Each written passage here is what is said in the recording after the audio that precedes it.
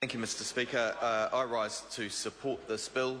The Labor Party recognises that this is good and important legislation that is being progressed by the government, and we like to support good legislation. We support it because, in principle, we believe in reducing unnecessary compliance costs for businesses so that they can get on with the job that they have of growing the economy and creating jobs. And it's sobering to remember that under this government there are 2,500 fewer businesses per year currently being created, and that is very disappointing. We have an environment that is not particularly supportive of small business in New Zealand, and our international rankings on competitiveness have dropped in a recent survey from 15th to 24th in the world. That speaks volumes about the priorities of this government, which sit at the big end of town. They're not actually terribly interested in looking after the little guy in business generally. However, in this case there is an important exception, and it's great to see the national government here actually stepping up and making some things simpler for small business. Before we get much further in, it is important to remember the new Māori proverb, te ohanga re koata koretaki rawa I rima te koutou. It's a proverb important in Māori Language Week as a contemporary proverb, and my colleague Mr Galloway asks what that means. Mr Lees Galloway, te ohanga re koata koretaki rawa I rima te koutou means the worst economic record in 50 years. It speaks to the performance of this government, which is seeing minimum wages drop. In real terms, real wages, the median wage drop, fewer jobs in the economy, and many New Zealanders struggling. Te ohanga re koata koretaki rawa I rima te koutou. This government can and must do better if it is to improve its record and not be regarded as the worst government in the last 50 years, because it certainly so far has the worst economic record of any government in New Zealand in the last 50 years. To return to some of the detail of this bill, Mr Speaker, the overall effect is that most SMEs will no longer be required to prepare GAP-compliant accounts, and that is a good thing. These accounts are important for large international firms who are to be compared internationally, but the requirements are burdensome, they're onerous, and in many cases completely unnecessary. There's a balance to be struck, as previous speakers have mentioned, between accountability, which is important and must be found at an appropriate level, and the ability of small firms and charities and others to get on with the business that they are there to do, without spending a huge portion of their revenue on preparing accounts, because we can imagine in the case of charities that is completely counterproductive, and it's also counterproductive in the case of small business.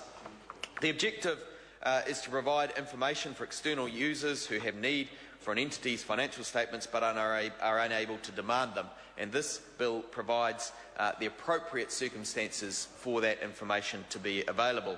It's about public accountability, transparency, where the public do have a vested interest.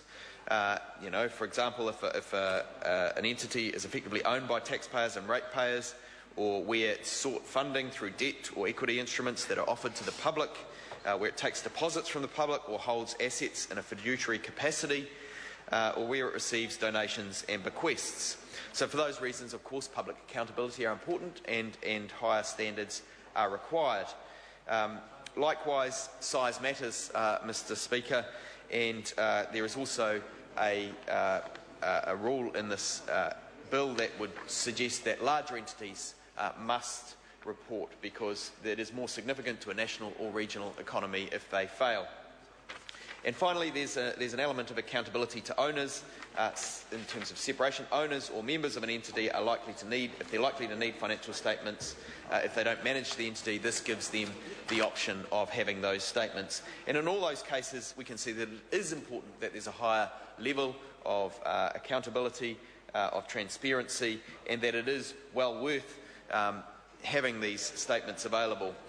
Because markets, as we know, make excellent servants but very poor masters, and we need efficient and effective markets, particularly where they're large, particularly where they are having an impact in a broader national regional community, particularly where the board members are removed from the management on a day-to-day level, and particularly where taxpayer interests are concerned. So for all of those reasons, we think this is a good piece of legislation overall. It does actually reduce the compliance on small business in some small way. Better to have a small few tentative steps from this government in that respect than none at all. We want to see small business prosper. We want to see those hard-working New Zealanders who will put their mortgage on the line, who borrow money or who try to scrimp to get by, to have a successful enterprise to create jobs and opportunities for New Zealanders. We want them to get ahead. We want there to be an appropriate level of scrutiny, not too burdensome, but nor too light. And we think that this legislation moves New Zealand towards that end in some small way. The supplementary order paper for the Part 2 reading of this bill makes some amendments that are primarily due to proper process, to the interaction between the FMC bill and this bill, and so therefore we think that broadly they seem to be in line with what should happen, and again show good process on the part of the government, which is a stark contrast, I must say, to some of the bills that were put forward under urgency last night, particularly the film bill, where we discussed Mr Fafoi's interest in Smurfs and the Magic Flute and Mr Mallard's interest in Notting Hill. It was an entertaining session, but arguably quite an unnecessary one and a sign of poor process on the behalf of this government. But Labor is happy to support a bill where there is good process, where it reduces the compliance on business and charities, and where they can get on with their jobs and there is an appropriate level of scrutiny, and therefore we will be supporting this bill. Thank you, Mr Speaker. Speaker. I call the honourable member